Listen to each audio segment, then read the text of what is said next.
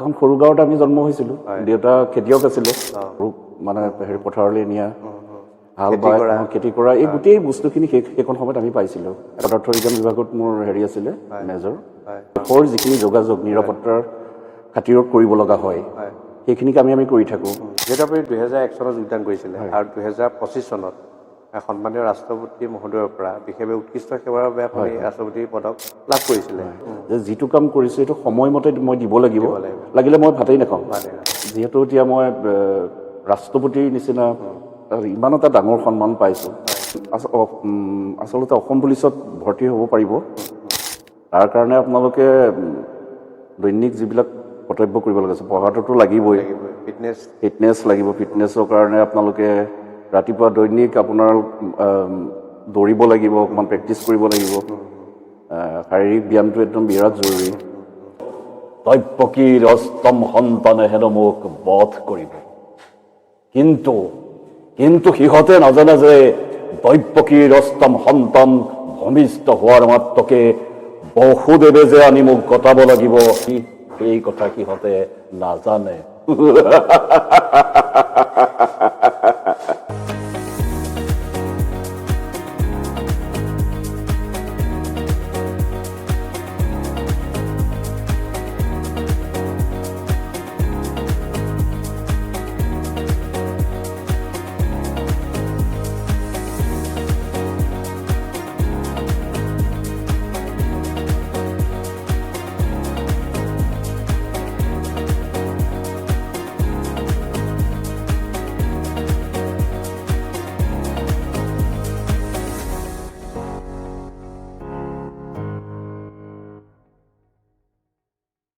নমস্কাৰ, পোহৰ লাইভেটৰ সমূহ দৰ্শকক স্বাগতম জনাই আজি আমাৰ বিশেষ অনুষ্ঠান আমি আৰম্ভ কৰিব লৈছোঁ। ইতিমধ্যে অসম আৰক্ষীতেই হওক বা বিভিন্ন বিভাগত উৎকৃষ্ট সেৱাৰ বাবে বিশেষভাৱে ৰাষ্ট্ৰপতিৰ দৰে সন্মানীয় পদক ইতিমধ্যে লাভ কৰি আহিছে আৰু বিশেষভাৱে অত্যন্ত আন্তৰিকতাৰে অসমৰ যি পুলিচ বিভাগ আছে, সেই পুলিচ বিভাগেও বিশেষভাৱে অসমৰ ৰাইজক নিৰাপত্তাই হওক বা বিভিন্ন ক্ষেত্ৰত সেৱা আগবঢ়াই আহিছে। আৰু তেনে এজন ব্যক্তিক বিশেষভাৱে আমি যদি চাওঁ, আৰক্ষী পৰিদৰ্শকক আমি আপোনালোকৰ মাজলৈ লৈ আহিছোঁ, যে তেখেতেও 2025 চনত উৎকৃষ্ট সেৱাৰ বাবে ৰাষ্ট্ৰপতিৰ পদক লাভ কৰিবলৈ সক্ষম হৈছিল।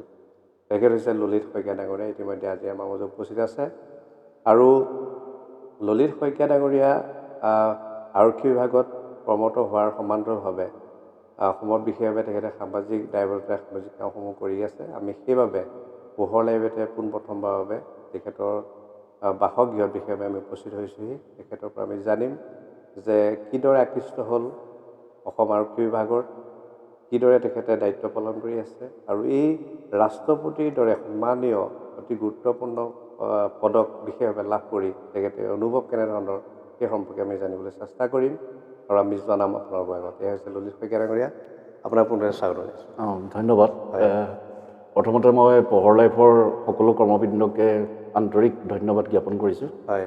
আৰু পোহৰ লাইফৰ সকলো দৰ্শকলৈ মোৰ ফালৰ পৰা অভিনন্দন জ্ঞাপন কৰিছোঁ।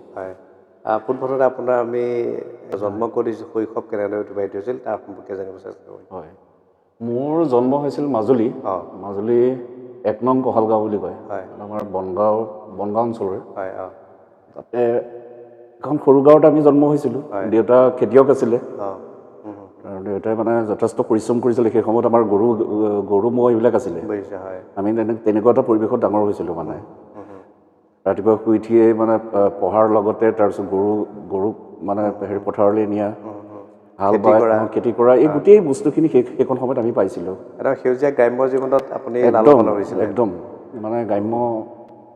এতিয়াও কেতিয়াবা গাঁৱলৈ গ'লে মনত পৰে, মানে পথাৰখন দেখিলে সেই মানে অতীতটো দৌৰি গুচি যায়, মনটো মানে উৰি যায়, ভাল লাগে। আপোনাৰ ঘৰত কোন কোন আছে? মা দেউতা মানে এতিয়া বৰ্তমান দেউতা ঢুকালে বাৰু, মা আছে। বাকী আমাৰ ককাই ভাই 4জন, তাৰে মই 2 নম্বৰ হয়। দাদা ঘৰতে থাকে আৰু মোৰ তলৰজনৰ দোকান আছে গাঁৱতে। তাৰপিছত একেবাৰে সৰুজন তেওঁ মিলিটাৰী বিভাগতে কৰে, তেওঁ ৰাজস্থানত থাকে। আমাৰ পৰিয়াল। দুজন বিশেষভাৱে বিশেষ দায়িত্বত আছে বুলি ক'লেও ভুল নহয়। নিশ্চয়। আপুনি অসম আৰক্ষীত আৰু আপোনাৰ দাদা হয় গোটেই ভাৰতীয় সৈন্যৰ বিশেষভাৱে তেখেত সেই বিভাগটোত আছে আচলতে। হয় হয় এই কেনেকৈ মনলৈ আহিলে যে অসম আৰক্ষীয়ে হওক এই বিভাগত আপোনাৰ চাকৰি কৰাৰ চিন্তাটো কেনেকৈ আহিলে বা কেনেদৰে আকৰ্ষিত হ'ল? হয় তাৰমানে কি যেতিয়া পঢ়ি আছিলোঁ পঢ়িবলৈতো যথেষ্ট মনে আছিলে। BSc তেতিয়া মই বাহনা কলেজ যোৰহাট বাহনা কলেজত BSc পঢ়ি আছিলোঁ। বাহনা কলেজৰ পৰা ন? পদাৰ্থ বিজ্ঞান বিভাগত মোৰ হেৰি আছিলে মেজৰ। হয় তাৰপিছত পাছ কৰাৰ পাছতে মই গুৱাহাটী গুচি যাব লগা হ'ল কৰ্মসূত্ৰে কিবা এটা পাম বুলি তেনেকৈ গৈ পেলাই প্ৰথমতে কোম্পানীটো সোমালোগৈ। তো চাকৰি এটা বৰ সেই সময়ত জৰুৰী আছিলে মানে চাকৰিটো নহ'লেতো একো কৰিব নোৱাৰি। বাকী দেউতাও বয়স হৈ আহিছে সেই সময়ত যথেষ্ট বয়স হৈছিলে। তাৰপিছত তেনেকৈ পোষ্ট ওলালে অসম আৰক্ষী অনাতাঁৰ সংগঠনত ছাব ইন্সপেক্টৰ হিচাপে। প্ৰথম আমাৰ মানে আমিয়ে সেইটো বেটছ আছিলোঁ যি সময়ত মানে ডাইৰেক্ট মানে ছাব ইন্সপেক্টৰ লৈছিলে। এডুকেশ্যনেল কোৱালিফিকেশ্যন বিচাৰিছিলে BSc ইলেক্ট্ৰনিক্স আৰু JEE ইলেক্ট্ৰনিক্স এনেকুৱা। মানে আমি এলিজিবল হৈছিলোঁ আৰু পাইছিলোঁ। আপুনি যিটো বিভাগত কৰি আছে বিশেষভাৱে যোগাযোগ বিভাগ বুলি ক'ব পাৰি। তেনেকৈ আৰক্ষীত সকলো বেলেগ ধৰণৰ বিভাগ আছে। ধৰি লওক কিছুসকলে ৰাইজৰ নিৰাপত্তা দিছে আৰু কিছু এনে এটা যিটো বিভাগে আচলতে খবৰসমূহ আপোনালোকে যোগান ধৰে বা যিসমূহ VIP আহে বিশেষভাৱে দেশৰ প্ৰধানমন্ত্ৰী হওক ৰাজ্যৰ মুখ্যমন্ত্ৰী হওক তেখেতসকলৰ যি আগতীয়া অহাৰ যিটো খবৰ সেই খবৰমতে আপোনালোকে সুশৃংখলবদ্ধভাৱে যিখন জিলাত আপুনি দায়িত্ব লৈ আছে সেই দায়িত্ব খুব সুন্দৰভাৱে পালন কৰা। অকণমান এই বিভাগটোৰ বিষয়ে কওকচোন। APR মানে হৈছে অসম আৰক্ষী অনাতাঁৰ সংগঠন। এইটো এটা সংস্থা। ইয়াৰ যোগেদি আমি যোগাযোগৰ যিখিনি দেশৰ যিখিনি যোগাযোগ নিৰাপত্তাৰ খাতিৰত কৰিব লগা হয় সেইখিনি কামে আমি কৰি থাকোঁ। আৰু বিশেষকৈ এইটো এটা গুৰুত্বপূৰ্ণ প্ৰতিষ্ঠান বুলি ক'ব লাগিব। কাৰণ যিটোৰ যোগেদি আমি ভয়াৱহ সমস্যাবিলাকত দুৰ্যোগৰ সময়ত আমি জঁপিয়াই পৰিবগৈ লাগে। আমি মানে সেইটোত আমি এটা ইমিডিয়েট এটা নেটৱৰ্ক বনাই পেলাই আমি নেটৱৰ্কটো এষ্টাব্লিছ কৰি পেলাই আমি কমিউনিকেট কৰিব লাগে। আমি বাৰ্তাবিলাক প্ৰেৰণ কৰিব লাগে যে আমুকত ঘটনা এটা হৈছে আপোনালোক আহিব লাগে। বিভিন্ন বিভাগক আমি সেই বাৰ্তাৰ যোগেৰে খবৰটো দিওঁ আৰু ততাতৈয়াকৈ মানে ডিষ্ট্ৰিক্ট প্ৰশাসনে কামবিলাক কৰিবলৈ পাৰে। আপুনি কিমান চনত যোগদান কৰিছিলে? মই 2001 চনত কৰিছিলোঁ। সেই সময়ত ইণ্টাৰনেট নাছিলে। সেইখন সময়ত ইণ্টাৰনেট নাছিলে। কেনেদৰে সেই সময়ত কামসমূহ কৰি হৈছিলে? ইণ্টাৰনেটটো নথকা সময়ত আমাৰ APRতো একদম 1 নম্বৰ স্থান অধিকাৰ কৰিছিলে। কাৰণ সেই সময়ত আমাৰ বিভিন্ন চৰকাৰী অফিচ কাছাৰীবিলাকত আমাৰ বাৰ্তা প্ৰেৰণ কৰিবলৈ হ'লে আমাৰ WT মেছেজ বুলি কয়।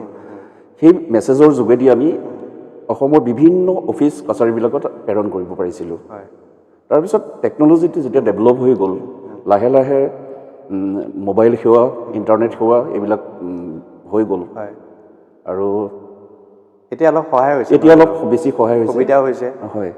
তথাপিও আমি এতিয়া বিভিন্ন ধৰণৰ ইলেকশ্যন ডিউটিয়ে হওক VIP ডিউটি বা বিভিন্ন ধৰণৰ সন্মানীয় আমাৰ চিফ মিনিষ্টাৰ ছাৰ আহিলেও বা সন্মানীয় গভৰ্ণৰ ছাৰ আহিলেও গতিকে তেওঁলোকৰবিলাকৰ ক্ষেত্ৰতো আমাৰ প্ৰতিষ্ঠানটোৱে এটা গুৰুত্বপূৰ্ণ স্থান অধিকাৰ কৰি আছে। আপুনি যিহেতু জ্যেষ্ঠ পৰিদৰ্শক হিচাপে কৰ্মৰত, হয়, আপোনাৰ লগত কিমানজন বিষয়া জড়িত আছে বা এই ডিপাৰ্টমেণ্টটোৰ লগত আপোনাৰ আণ্ডাৰত বুলি যদি আমি কওঁ? আমাৰ আচলতে কি থাকে, আমাৰ এখন জিলাত এজন ইন্সপেক্টৰ থাকে আৰু সেই প্ৰত্যেকখন থানাতে আমাৰ 2-3জনকৈ অপাৰেটৰ থাকে। তেওঁলোকে সেই থানাখনৰ যিখিনি বাৰ্তা তেওঁলোকে সেইটো প্ৰেৰণ কৰে বা কোনোবা এটা জুৰিডিকশ্যনত যদি কিবা এটা ঘটনা ঘটে ইমিডিয়েটলি তেওঁলোকে আমাৰ হৈছে কণ্ট্ৰল, আমি কণ্ট্ৰলত থাকোঁ। গতিকে আমাক শ্বেয়াৰ কৰে আৰু আমি একৰ্ডিংলি মানে আমাৰ হায়াৰ অথৰিটিক আমি সেই বাৰ্তাটো প্ৰেৰণ কৰোঁ। যিহেতু আপুনি 2001 চনত যোগদান কৰিছিলে আৰু 2025 চনত সন্মানীয় ৰাষ্ট্ৰপতি মহোদয়ৰ পৰা বিশেষভাৱে উৎকৃষ্ট সেৱাৰ বাবে আপুনি ৰাষ্ট্ৰপতি পদক লাভ কৰিছিলে। কওকচোন কেনেকুৱা লাগিলে সেই সময়ত আৰু অনুভৱ কি এই মুহূৰ্তত? এইটো এটা জীৱনৰ এটা চবতকৈ এটা মোৰ মানে কি বুলি ক'ম আৰু প্ৰাপ্তি, ডাঙৰ প্ৰাপ্তি। মানে যথেষ্ট কষ্ট কৰিব লগা হয়। আপোনাৰ এইটো যে পাম বুলি মই নকৰোঁ, যিটো আমাৰ দায়িত্ব, যিটো আমাৰ ফৌজৰ যিখিনি দায়িত্ব পুলিচ ফৌজৰ সেইখিনি আমি ফ'ল' কৰি থাকোঁ, গোটেই কামখিনি নিয়াৰিকৈ কৰি থাকোঁ। হয় এই ভাগৰ লাগিছে, এই কিবা কৰিছে, সেই ভাৱটো কেতিয়াও মনলৈ নাহে। হয় আৰু যে মই এইটো পাবৰ কাৰণে এইটো কৰিছোঁ সেইটোও নহয়। কিন্তু আমাৰ গোটেই কামৰ ওপৰত থাকে, কামৰ ওপৰত থাকে। আৰু এই কামবিলাক মানে কি আপোনাৰ অকলে কৰিব পৰা কাম নহয়, এইটো একদম সঁচাকৈ ক'বলৈ গ'লে এটা টিম ৱৰ্ক। আৰু মই যিটো টিম ধৰক টিমত আছোঁ, সেই টিমৰ লিডাৰ হিচাপে বা তেওঁলোকৰ সহায় লৈ পেলাইহে কামখিনি কৰিব পাৰিছোঁ। তেওঁলোকৰ সহায় অবিহনে কাম কৰিব সহযোগ থাকিবই লাগিব। আৰু মানে ধৰক সময়মতে বাৰ্তাটো যেতিয়া প্ৰেৰণ কৰিব পাৰোঁ, তেতিয়া মোৰ মনটো ভাল লাগে। মই যদি ধৰক তাক নেগলেক্ট কৰিলে সেই সময়টোত সেই বিশেষ অফিচাৰজনে খবৰটো যদি নাপালে তেওঁ একশ্যন কেতিয়াও ল'ব নোৱাৰে। সেইকাৰণে সদায় এটা কথাই মনত ৰাখিছিলোঁ যে যিটো কাম কৰিছোঁ সেইটো সময়মতে মই দিব লাগিব, লাগিলে মই ভাতেই নাখাওঁ, তেনেকুৱা নিচিনা। মেইন কামভাগৰ ফালৰ পৰা আপোনাক বিশেষভাৱে সন্মান দিয়া হৈছিল? হয় হয়, মই বিভাগৰ আমাৰ যিসকল গুৱাহাটী হেডকোৱাৰ্টাৰতো থাকে, তেওঁলোকৰ অফিচাৰখিনিৰ লগতো মোৰ যোগাযোগ থাকে। তেওঁলোকে বহুত প্ৰেৰণা দিয়ে আৰু ডিষ্ট্ৰিক্ট অথৰিটিয়েওতো মোক বহুত মৰম কৰে। আজিৰ পৰা মই ভালেমান কেইজন অফিচাৰ পাইছোঁ, তেওঁলোকে মোক যথেষ্ট মৰম আৰু তেওঁলোকে মই যি বিচাৰে মই তাকে দিবলৈ চেষ্টা কৰোঁ। সাধাৰণতে আৰক্ষীত চাকৰি কৰাৰ লগতে আৰক্ষীসকলৰ প্ৰতি যিটো চিন্তা থাকে মানুহৰ, আচলতে আপোনাৰ প্ৰতি এটা সলনি আছে। আপুনি খুব সহজ-সৰল বুলি ৰাইজে কয় বা যোৱাতবাসী ৰাইজে ফ্ৰেণ্ডলি হয় আপুনি। আপোনাৰ লগত কাম কৰি ভাল পাইছে আপোনাৰ সহকৰ্মীসকলেও। এই ক্ষেত্ৰত কি ক'ব? কাৰণ পুলিচ বুলি ক'লে এটা একাংশ পুলিচৰ প্ৰতি ৰাইজৰ এটা বেলেগ ধৰণৰ দৃষ্টিয়ে চোৱা হয়, কিন্তু একাংশ পুলিচ অফিচাৰ আছে খুব অত্যন্ত বন্ধুত্বপূৰ্ণ, ৰাইজৰ লগত থাকে। কি ক'ব এই মুহূৰ্তত? সেইটোৱে আচলতে পুলিচৰ চাকৰিটো হৈছে আমাৰ তেনেকৈ আমাৰ বাহিৰত আমাৰ সেইবোৰ নাথাকে, মানে চিভিল পিপুলৰ লগত আমাৰ ইমান এটা হেৰি নাথাকে। তথাপিও আমাৰ যিখিনি মানুহ আছে, আমাৰ যিখিনি দায়িত্ব যিখিনি পালন কৰিব লাগে, সেই টিমটোৱে বৰ ধুনীয়াকৈ কামবিলাক কৰি থাকে, নিয়াৰিকৈ কৰি থাকে, যাৰ কাৰণে আমাৰ পুলিচৰ বিভিন্ন কামত সহায় হয়। আৰু বিভিন্ন অনুষ্ঠানেও আপোনাক বিশেষভাৱে স্বীকৃতি প্ৰদান কৰিছে, আপোনাক কেইবাটাও বঁটাও প্ৰদান কৰিছে। কি ক'ব এই মুহূৰ্তত? সামাজিক অনুষ্ঠানে তেখেতসকলে দেখিছে চাগে মই কেনেকৈ কাম কৰি আছোঁ, হয়তো সেইফালৰ পৰা তেখেতসকলে ভাল পাইছে। আৰু তেখেতসকলক মই এই সুযোগতে ধন্যবাদ জনাইছোঁ। পুনৰবাৰ মই তেখেতসকলক ধন্যবাদ জনাইছোঁ। আৰু অনাগত দিনত আপোনাৰ এই বিভাগটোৰ প্ৰতি কেনেধৰণৰ আৰু দায়বদ্ধতা থাকিব? নিশ্চয়কৈ মই যিহেতু এতিয়া মই ৰাষ্ট্ৰপতিৰ নিচিনা ইমান এটা ডাঙৰ সন্মান পাইছোঁ, গতিকে মই ভাবিছোঁ যে মোৰ আৰু কৰিবলগীয়া কাম বেছি হ'ল, মোৰ মানে দায়িত্ব অলপ বেছি বাঢ়ি গ'ল। গতিকে মই নিশ্চয় আৰু ভাল কাম কৰিম, সেইটো ৰাইজে সহায় কৰিব বুলি মই আশা ৰাখিছোঁ। যোৰহাটত কেনেকুৱা লাগিছে? যোৰহাটত বহুত ভাল লাগিছে। যোৰহাটত আজি মোৰ 4 বছৰ হৈ গৈছে। যথেষ্ট মানুহৰ লগতো মোৰ চিনাকিও হৈছে, বিভিন্ন অনুষ্ঠান প্ৰতিষ্ঠানৰ লগত মই জড়িত হ'ব পাৰিছোঁ, ভাল লাগিছে। আমাৰ মৰমৰ যোৰহাট। আৰু এনে সাংস্কৃতিক আৰু শৈক্ষিক নগৰী। আজৰি সময়ত আপুনি কি কৰে? মই দেখিছোঁ যে আপুনি অলপ পঢ়াৰ লগতো আলোচনী বা বিভিন্ন ধৰণৰ গ্ৰন্থও পঢ়ে আপুনি। হয়, সেইখিনি মই সেইখিনি সময়ত মই তেনেকৈ পাৰ কৰোঁ। আৰু বিশেষকৈ মোৰ ল'ৰা ছোৱালীকেইটা আছে, মই ফেমিলিটোকো অকণমান টাইম দিব লাগে। গতিকে অলপ বেডমিণ্টনো খেলে আপুনি? খেলাৰ জড়িত সেইখন সময়ত অকণমান খেলোগৈ বেডমিণ্টন, সন্ধিয়া সময়ত ফ্ৰী টাইম আৰু যিহেতু নতুন প্ৰজন্মৰ যুৱক যুৱতীসকলে এই অনুষ্ঠানটো চাই আছে, তেওঁলোকক আপুনি উদ্দেশ্যে কি ক'ব? নহয়, সকলোৱে আচলতে অসম পুলিচত ভৰ্তি হ'ব পাৰিব। তাৰ কাৰণে আপোনালোকে দৈনিক যিবিলাক কৰ্তব্য কৰিব লাগে, পঢ়াটোতো লাগিবই, ফিটনেছ লাগিব। ফিটনেছৰ কাৰণে আপোনালোকে ৰাতিপুৱা দৈনিক আপোনাৰ দৌৰিব লাগিব, অকণমান প্ৰেক্টিছ কৰিব লাগিব। শাৰীৰিক ব্যায়ামটো একদম বিৰাট জৰুৰী। ফিজিকেল ফিটনেছ নহ'লে পিছত অকণমান অসুবিধা হৈ যাব। আপোনালোকৰ ডিউটি 24 ঘণ্টাই থাকে? আমাৰ ডিউটি 24 ঘণ্টাৰ, কোনো আমাৰ হেৰি নাই, 24/7 আমি ডিউটি কৰিব লাগে। ৰাইজৰ মাজত থাকিবই লাগিব আৰু। আপোনাৰ পৰিয়ালত কোন কোন আছে বৰ্তমান? বৰ্তমান মোৰ পৰিয়ালত ফেমিলি, মিছেছ আছে, ল'ৰা এটা আৰু ছোৱালী এগৰাকী। কিহত পঢ়ি আছে তেওঁলোকে? ছোৱালী পঢ়ি আছে মোৰ এতিয়া হায়াৰ ছেকেণ্ডেৰী এবাৰ ফাইনেল দিছে।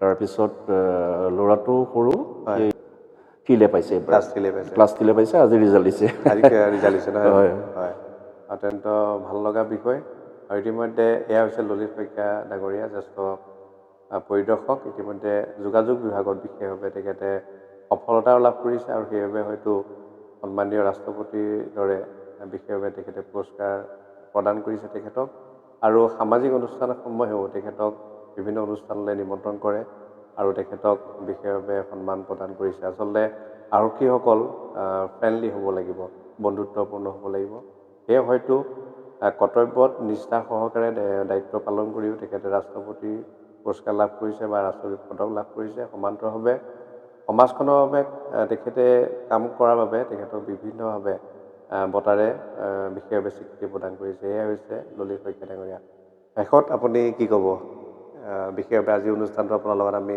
কিছু কথা জনাৰ প্ৰয়াস কৰিলোঁ কি ক'ব আপুনি শেষত মই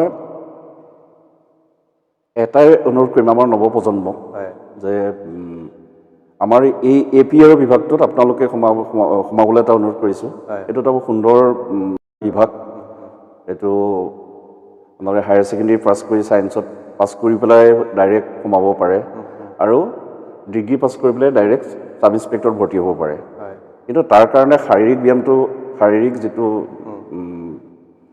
ব্যায়ামটো লাগিব দৈনিক ৰাতিপুৱা শুই উঠি অকণমান দৌৰিব প্ৰেক্টিছ কৰিব সদায় প্ৰেক্টিছ কৰি থাকিলে নিশ্চয় ইণ্টাৰভিউত আপোনালোকে APR হ'লে এই চাকৰিটো পাবলৈ সক্ষম হ'ব অসমত কিমান আছে আনুমানিক এই বিভাগটোত যদি আপোনাক সুধিব বিচাৰোঁ কিমান আছে আমাৰ ধৰক প্ৰত্যেক ডিষ্ট্ৰিক্টতে ধৰি লওক 70-80টাকৈ আমাৰ মানুহ আছে তেনেকৈ হিচাপ কৰিলে তেনেকৈ হ'লে যথেষ্ট সংখ্যক আছে হয় আৰু সকলোৱে খুব সততে নিষ্ঠাৰে দায়িত্ব পালন কৰি আছে হয় আৰু আমি এই বিভাগটোত গৃহ বিভাগৰ লগতো বিশেষভাৱে জড়িত বুলি ক'ব পাৰোঁ কাৰণ বিভিন্ন খবৰ খাতি দিব লাগে আচলতে নিশ্চয় আমাৰ গোটেই অসমতে এইটো বিভাগৰ দ্বাৰা বাৰ্তা প্ৰেৰণ কৰা হয় ল এণ্ড অৰ্ডাৰ চিটুৱেশ্যনতে হওক বা আপোনাৰ বিভিন্ন তেনেকুৱা EIP মই আগতে কৈছোঁৱেই ইয়াকে যদি ধৰক ডাঙৰ এটা দুৰ্যোগ যদি হৈ যায় ভূমিস্খলনে হওক বানপানী হওক ভূমিকম্প ডাঙৰ বানপানী য'ত যদি আমাৰ ইণ্টাৰনেট সেৱাবিলাক একেবাৰে বন্ধ হৈ গুচি যায়গৈ তেতিয়া আমাৰ প্ৰথমতে আমি তাতে উপস্থিত হ'বগৈ লাগিব ইমিডিয়েটলি আমি এটা নেটৱৰ্ক বনাই ল'ব লাগিব বনাই লৈ পেলাই আমি কেনেকৈ যোগাযোগ আমি কেনেকৈ খা খবৰ দি পেলাই মানুহখিনিক বচাব পাৰোঁ বা ধৰক কোনোবা যদি মেডিকেললৈ নিব লগা হৈছে তেতিয়াহ'লে মেডিকেললৈ নিবলৈ আমি কি কৰিব লাগিব বাৰ্তাটো মেডিকেললৈ পঠাব লাগিব বা তাতো আমি মানুহ পঠাব লাগিব আমাৰ মানুহ পঠাব লাগিব এনেকৈ গোটেই মানে ছিষ্টেমটো এটা বনাই ল'ব লাগিব আৰু আৰক্ষী বুলি ক'লে যথেষ্ট কষ্ট আছে কাৰণ গোটেই 24/7 ৰাইজৰ মাজতে সমৰ্পিত কৰিব লগা হয় যিহেতু আপোনাৰ বিশেষভাৱে কৰ্মৰত যাত্ৰা সম্পৰ্কে আমি কথা পাতিলোঁ ইতিমধ্যে আপোনাৰ গৃহ জিলা সত্ৰনগৰী মাজুলীত মাজুলী বুলি ক'লে এটা আধ্যাত্মিক পৰিৱেশ আৰু বিশেষভাৱে সাংস্কৃতিক ক্ষেত্ৰখনত সমগ্ৰ বিশ্বৰ চহী কৰি আছে আৰু বিশেষভাৱে আপুনি শৈশৱৰ পৰা অভিনয় কৰি খুব ভাল পায় আৰু কওকচোন এনেকৈ অভিনয় ক্ষেত্ৰখনৰ প্ৰতি কেনেকৈ জড়িত হ'ল আৰু ইমান ব্যস্ততাৰ মাজতে আপুনি অভিনয় কৰি গৈছে চাকৰি পোৱাৰ পাছত বাৰু অলপ কমি গ'ল কিন্তু পঢ়ি থকাৰ দিনত মানে যেতিয়া গাঁৱত মানে আমাৰ দেউতাহঁতে ভাও লোৱা দেখিছিলোঁ দেউতাহঁতৰ পৰা এটা প্ৰেৰণা পাইছিলোঁ যে মানে গাঁৱত ভাওনা হ'লে মানে আমি দৌৰি যাওঁ দেউতাহঁতৰ ভাও চাবলৈ যাওঁ কিবা চাওঁ লাহে লাহে সৰু বয়সৰ প্ৰায় 9-10 বছৰমানৰ বয়সৰ পৰাই ভাওনাত ভাও ল'বলৈ আৰম্ভ কৰি দিলোঁ কি ভাওৰ চৰিত্ৰত ভাও লৈছে প্ৰথম মই এইটো সৰু সৈন্যৰ ভাওৰ পৰা আৰম্ভ কৰিছোঁ আৰু পিছত মই ভীম ল'লোঁ এবাৰ তাৰপিছত মই ঘটোৎকচ লৈছিলোঁ ভীমৰ পুতেক তাৰপিছত দৈত্য ৰজা জলজংঘাসুৰ এনেকুৱা কিছুমান ভাও ল'লোঁ পিছলৈ চাগে ৰাসত ল'লে ন পিছলৈ তাৰ পৰা ভাওনাৰ পৰাই মই চিলেক্ট হৈছিলোঁ চাগে ৰাসত কংস লৈছিলে আপুনি কংস লৈছিলোঁ কংস কেইবাবাৰো ল'লোঁ মাজুলীত মই অকণমান সংলাপ যদি কংসৰ সংলাপ আমাৰ দৰ্শক শুনাই ভাল লাগিব ঠিক আছে মই এফাকি বাৰু গাবলৈ প্ৰয়াস কৰিছোঁ ষড়যন্ত্ৰ হীন নিজ ভয়টোৰ দেৱতাৰ ষড়যন্ত্ৰ সিহঁতে কয় দৈৱকীৰ অষ্টম সন্তানে হেনো মোক বধ কৰিব কিন্তু সিহঁতে নাজানে যে দৈৱকীৰ অষ্টম সন্তান ভূমিষ্ঠ হোৱাৰ মাত্ৰকে বসুদেৱে যে আনি মোক গতাব লাগিব আৰু মই যে তাক ডিঙিত চেপা মাৰি শিলতা চাৰি চাৰি হত্যা কৰিম, এই কথা সিহঁতে নাজানে দেৱৰ্ষি, এই কথা সিহঁতে নাজানে। সঁচাকৈ খুব ভাল লাগিলে, খুব সুন্দৰ সংলাপ আপুনি ক'লে। যিহেতু কংস বুলি ক'লে এইসমূহ সংলাপ যথেষ্ট জনপ্ৰিয়, আৰু যিহেতু আপুনি বহু অভিনেতা অভিনেত্ৰীৰ লগতো আপুনি বিশেষভাৱে অভিনয় কৰিছে, কওকচোন এতিয়া বিশেষভাৱে সুকন্যা এতিয়া ৰাস বুলি ক'লে মানে অভিনেতা অভিনেত্ৰী এইবিলাক মানে আমাৰ মাজুলীত তেওঁলোকে ডাঙৰ ডাঙৰ, মানে মাজুলীৰ ৰাসটো আমাৰ বহুত পুৰণি কলি। গতিকে তাৰোপৰি আমাৰ থিয়েটাৰ মঞ্চত কৰা বা থিয়েটাৰ কৰা। আপুনি নাটক কৰিছে নাই কল? নাটক মই তেনেকুৱা খুব কম কৰিছোঁ, কলেজত পঢ়ি থাকোঁতে 2-এখন কৰিছিলোঁ, আৰু তেনেকৈ মই সেইটো নাটকৰ লগত ইমান জড়িত নহয় মানে। তথাপি মই ভাওনা আৰু ৰাস এইকেইটাত মই একদম সৰুৰ পৰা জড়িত। ইয়াতে যোৰহাটৰো মোৰ লগত এবাৰ ৰিহাৰ্চলো কৰিছিলে আমাৰ দেৱাশিষ বৰঠাকুৰ, সুকন্যা ৰাজু, তাৰপিছত আৰু আমাৰ গীতাশ্ৰী বৰা, তাইও ফেমাছ হয়। গতিকে তেওঁলোকৰ লগতো আমি ৰাস কৰিছোঁ। এনেকুৱা কিছুমান ভাল ভাল অভিজ্ঞতা আছে। আমন্ত্ৰণ পালে ৰাস কৰিব মাজুলীত আকৌ? নিশ্চয় নিশ্চয় মাজুলীত কৰিম। আপোনাৰ সাংস্কৃতিক যাত্ৰাৰ কাৰণে পুনৰবাৰ আপোনাক আমি ধন্যবাদ জ্ঞাপন কৰিছোঁ যে আজিৰ দৰে আপোনাক বিশেষভাৱে আজি অনুষ্ঠানত আমি অতিথি হিচাপে পাই যথেষ্ট আনন্দিত হৈছোঁ। আৰু নতুন প্ৰজন্মৰ যুৱক যুৱতীসকলে এই অনুষ্ঠানটো চাই নিশ্চিতভাৱে অনুপ্ৰেৰণা লাভ কৰিব আৰু অসম আৰক্ষীৰ প্ৰতি উৎসাহিত হ'ব। আৰু বিশেষভাৱে আপুনি যিটো বিভাগত কৰ্মত, সেই বিভাগৰ প্ৰতি তেখেতসকলে নিশ্চয় আগন্তুক দিনত পৰীক্ষাসমূহত বহিব আৰু সফলতাৰে পাছ কৰি সেই বিভাগতো যোগদান কৰিব আৰু দেশ মাতৃক ৰাজ্যবাসীক সেৱা কৰাৰ সুবিধাটো লাভ কৰিব। হয়, পুনৰবাৰ আপোনাক ধন্যবাদ জ্ঞাপন কৰিছোঁ। ধন্যবাদ। হয়, প্ৰিয় দৰ্শক, এয়া হৈছে ললিত শইকীয়া ডাঙৰীয়া। ইতিমধ্যে তেখেতৰ খুব চমুকৈ হ'লেও আমি তেখেতৰ শৈক্ষিক, সামাজিক আৰু শৈশৱৰ বিষয়ে আৰু যি কৰ্মৰ জীৱনৰ বিষয়ে আমি জনাবলৈ আমি চেষ্টা কৰিলোঁ, আপোনালোকে জানিলে। আৰু বিশেষভাৱে আজি এই অনুষ্ঠানটো চাই থকাৰ বাবে সকলোকে ধন্যবাদ জ্ঞাপন কৰি আজিৰ অনুষ্ঠানটো আমি ইমানতে সামৰণি মাৰিছোঁ। চাই থাকিব আপোনালোকৰ একমাত্ৰ প্ৰিয় চেনেল পোহৰ লাইভে। ধন্যবাদ। অসমবাসীৰ বাবে সুখবৰ। দৈনিক বাছেৰে গুৱাহাটীলৈ যাত্ৰা কৰা যাত্ৰীসকলৰ বাবে সুখবৰ। ৰাজপথলৈ আহিল অধিৰাজ। অত্যাধুনিক সা সুবিধাৰ ব্যৱস্থা থকা অধিৰাজ হ'ব আপোনাৰ প্ৰিয় যাত্ৰাৰ লগৰী। দৈনিক পুৱা 8 বজাত তিতাবৰৰ পৰা গুৱাহাটী লৈ যোৱাৰ লগতে নিশা 9:30 বজাত আন্তঃৰাজ্যিক বাছ টাৰ্মিনেল আইএছবিটিৰ পৰা যোৰহাট হৈ তিতাবৰলৈ আহিব। অধিৰাজত উন্নত মানৰ শীততাপ নিয়ন্ত্ৰিতৰ লগতে শ্লিপাৰ বাছ সেৱা উপলব্ধ। আৰামদায়ক যাত্ৰাৰ বাবে অনলাইন বা বাছ কাউণ্টাৰৰ পৰা আগতীয়াকৈ টিকট বুক কৰিবৰ বাবে যোগাযোগ কৰক এই নম্বৰত।